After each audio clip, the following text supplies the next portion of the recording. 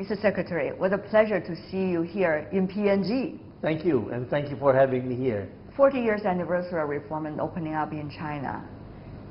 Your photo earlier showed me what a change. Yes. As a friend of China for decades, how do you reflect back about those decades? Well, I was very fortunate that the first time I went to Beijing, I went as part of the state visit of then President Aquino, Corazon Aquino. I was a Minister of Agriculture at that time, and we had the wonderful opportunity to meet the top leadership in China. Of course, we met Deng Xiaoping. He had no title at that time, I understand, or he was the chairman of the Bridge Playing Society, honorary chairman. And you have had wonderful leaders since then, and now, of course, with President Xi Jinping, you are moving ahead very, very strongly. So I have seen history unfold in China, and it is absolutely astonishing. What an experience. Yes. Back in the 1980s, and now you see how things changed. Absolutely. And the world and the region has changed as well. Yes. Though, unfortunately, there are more debates than agreements in the trade financial field particularly. Some say there should be changes to our international governance system. Others say, well, what we have right now are just some of the few economies that's trying to change the whole world. How do you see that? What are we facing? There are clouds in the horizon where people are looking at pulling back on free trade, which we account to be the major reason for the upliftment of the majority of humankind, in fact. And these dark clouds are threatening the future of the world. In fact, I just read a study by one of the multinational agencies that said that this trade war, these trade tensions, might result in a drop in world GDP that is quite significant. Right. For the Philippines, their projection is a drop of 1/2%. Now, you know, we're growing now at 6.5%. 1/2% is quite a big number. So I believe that you know, trade tensions are a zero-sum game, and that I think world leaders should take a step back and look at the welfare of everybody rather than the welfare of one or two individual nations.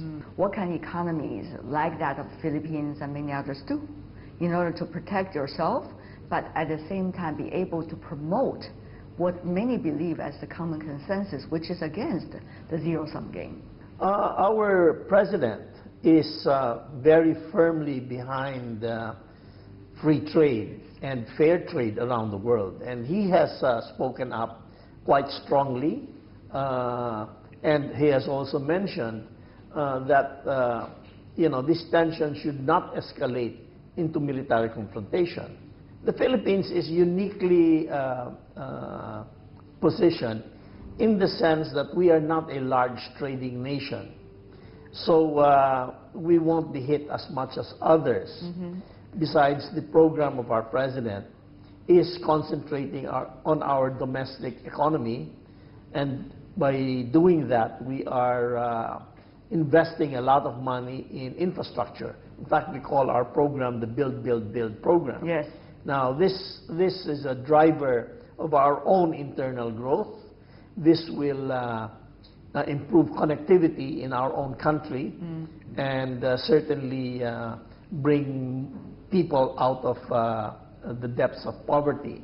Mr. Secretary, you mentioned earlier that the Philippines is in a very unique position when it comes to geopolitics in the region, particularly issues related to the South China Sea.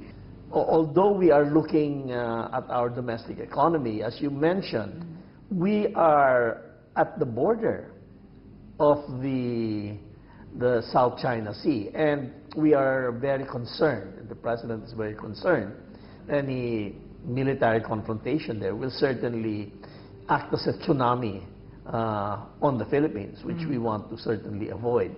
So we are really trying to promote in these international meetings a return to rationality, while we all agree that there should be fair and free trade, that these aims should not forget the growth of the region and the growth of the world. Of course, DOC and COC are these phrases that we've been talking about so frequently these days. Yes. And people are seeing some of the light at the end of the tunnel when it comes to agreement and the consensus. Yeah. Will they really solve the problem?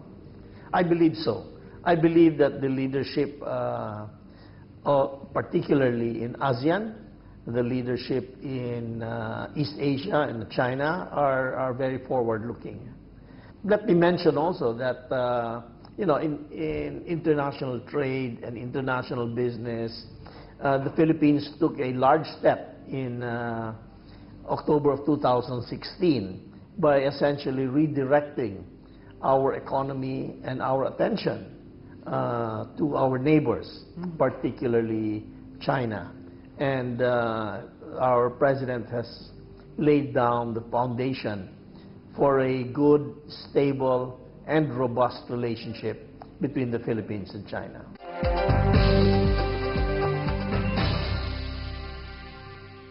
Then I want to move on to your build system. Yes.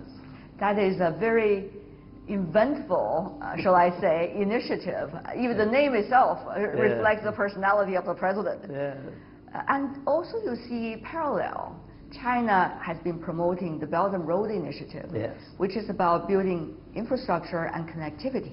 Of course, Mr. Secretary, you know better than I do, it's not just about China providing the money. It's actually about partnership. Yes. With the build, Yeah. and with the BRI, Belt and Road. Yes.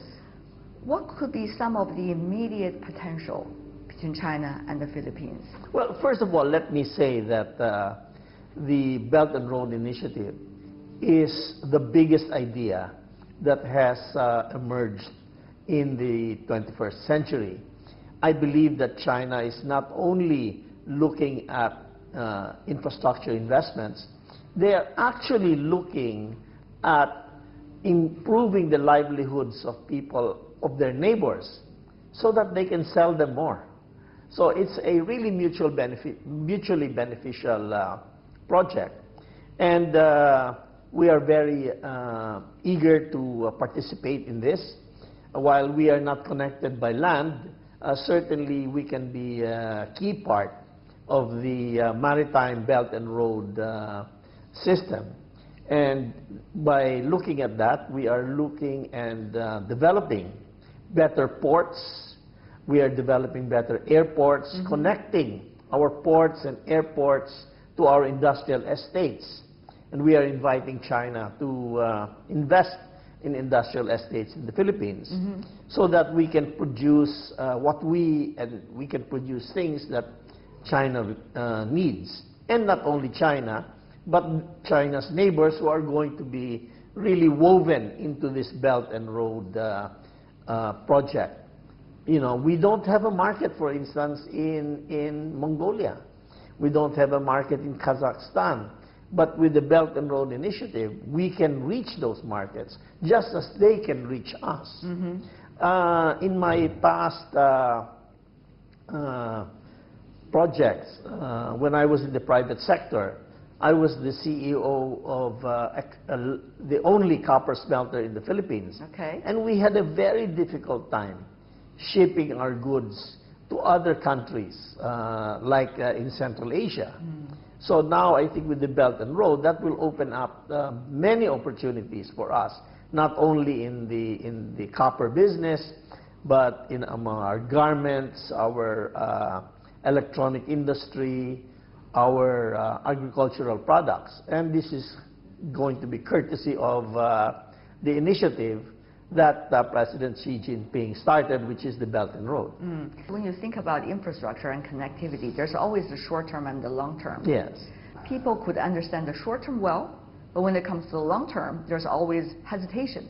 So what about that balance, that on the one hand, input investment, on the other hand, knowing how much the economy could handle, under what kinds of time frame? In the first place, one must always start with the idea that the infrastructure project you are doing is going to make economic sense. If it does not make economic sense, forget it, okay? In the Philippines, we have a very, very, how would you say, robust structure of evaluating projects. We do not allow projects for enhancing people's personalities, okay? We don't have, what do they call it, monument complexes. No, we will only build what makes sense for the people. And certainly at our point in development, we need a lot of better infrastructure for connectivity because our domestic logistics costs are very high. So we must push to bring that down. And of course, that's the first thing. Secondly, it must be affordable. That, you know, even if the state has to subsidize the project, because many projects need to be subsidized in the beginning. Yes. That we can afford to the subsidies. So definitely we are looking at that. So it's a very hard. In my job, it's very difficult because many of the different ministries like this project and that project, yes. and I always. Sometimes they call me Dr. No. So I tell them, no, that's not true, because I only say no 50% of the time.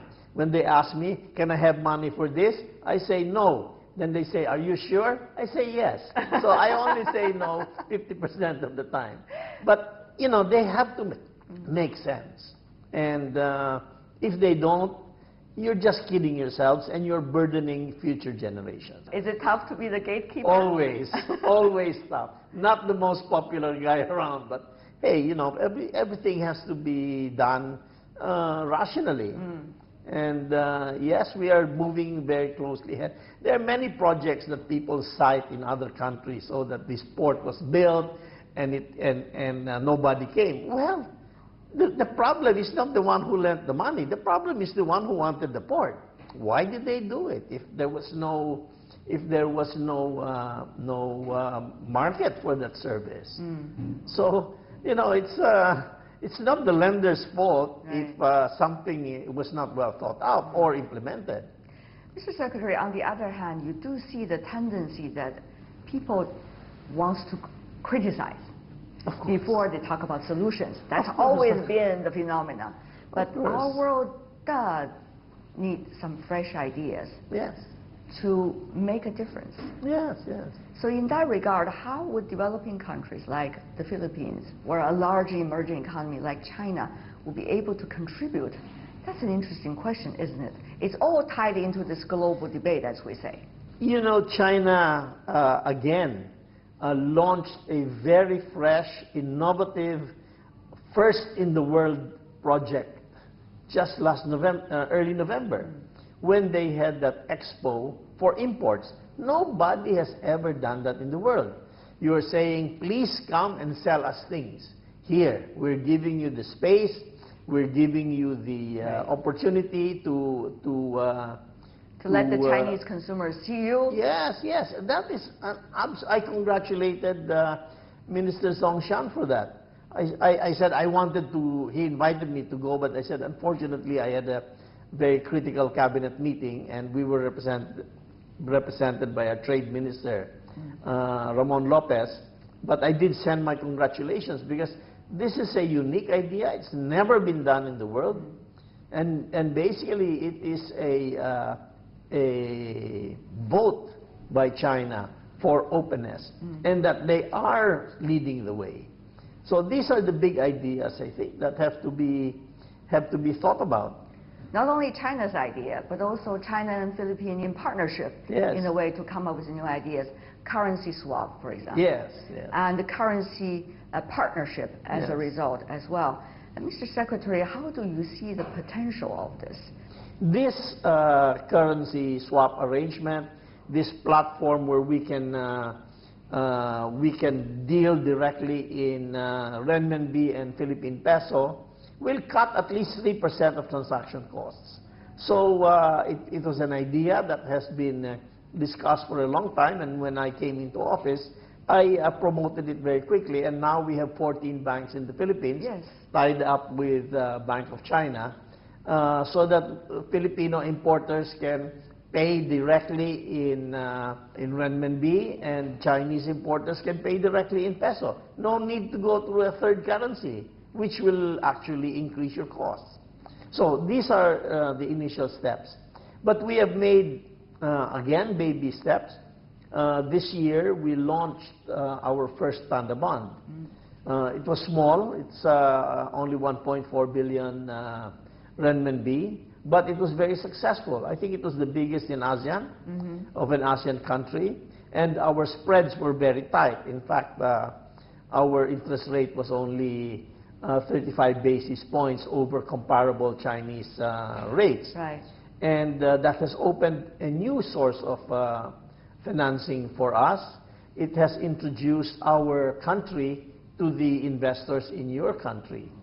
And as a result, we are making a second panda bond issue sometime in the middle of this year, which will be considerably larger than the first. These are all very encouraging signs and steps, but Mr. Secretary, there's an urgency. The urgency is the world is changing very fast. Yes. Developing emerging economies needs to come up and provide their solutions to the current problems, which has been created by the old system. But as we talk about the baby steps only, when are we going to get there? A lot of people are asking that question. Well, a journey of 1,000 miles begins with the first step. I love that quote. Yes. And there are going to be many steps, and there are going to be difficult ones. But if we face this with rationality, and if we face this with goodwill, if we face this with the idea that our goal is to have mutually beneficial results, we are certainly going to make it sooner than you think. I'll give you a very good example. Your tourism, Chinese tourism, in the Philippines has grown by 35% in the first year alone. And that is very important because, you know, understanding between people, although started by the leadership, has to go down to the ordinary people being comfortable with each other. The Chinese tourists will get to know the Philippines, Philippine tourists will get to know the Chinese market, and those are where the ties that matter really, people to people yes, exchange, really are very important. Of course, it helps if the leadership works together well.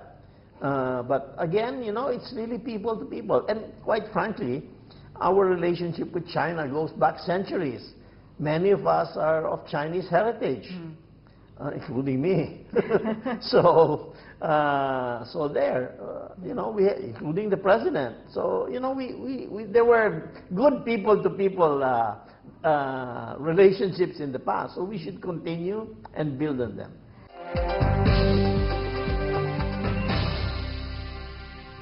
Mr. Secretary, talking about the president, he's certainly a very charismatic guy, as being portrayed by the international press. But on the other hand, you have been very experienced serving 4 administrations already. So if I ask you that question about the quality of leadership, what do you say should be some of the most important adjectives that should be used to describe them? Well, we were fortunate that since 1986, we have presidents that in general, met the requirements of the times. President Corazon Aquino was a very important figure and leader in bringing back democracy to the Philippines. President Fidel Ramos was a very competent president because he opened the Philippine economy. In fact, by the way, he served as the president of the Boao Forum for 10 years after that. President Gloria Macapagal Arroyo steered the Philippines through the difficult times in the 2008 crisis. So, you know, we have each president has addressed the need. Our president now saw a need and something that had not been identified by other people, where crime and drugs were taking over our country. So he was very strong on that. He also realized that our future lay in ASEAN and Asia, and develop stronger friendships in the region, particularly with China, because we had a little spat with China, which we thought that, you know, it's not productive. It shouldn't, one disagreement should not drive the entire relationship. And he has said, you know, we will address our issues at the proper time, but in the meantime, let us build up confidence and trust and confidence in each other. And that is what he has done, and that's a very significant move. We see geopolitics changing in the region. So the question is, for countries like the Philippines, how are you going to assess yourself and to look at the options that you have? And how do you think is the best way forward for you? We look around and see that we are facing headwinds. The past administration in the financial world, they have had the winds in their sails. However, the certain moves that have been made by certain countries around the world have created headwinds. And headwinds means that instead of just sailing along, we have to be a little more clever in how to tack. I don't know if you're familiar with sailing, how to tack the winds. And it's going to take a lot of maneuvering. It's going to take a lot of reading where the wind is blowing. And we, I think, are very prepared to do that, especially because we have many friends, and that we are sharing our knowledge, our experiences with each other. I speak to the ministers of finance of the ASEAN quite often, and we exchange notes. And of course, with the MOFCOM and the Ministry of Foreign Affairs in China, I just had many hours of discussions with Mr. Wang Yi in my hometown in Davao. And you know, by sharing our knowledge and by sharing our experiences, I think that we can overcome these problems. We have to understand what our adversaries are considering, and we should accommodate them where we can, and we should insist on our principles where we should. Mr. Secretary, what a pleasure talking My pleasure, to you. entirely. Thank you so much.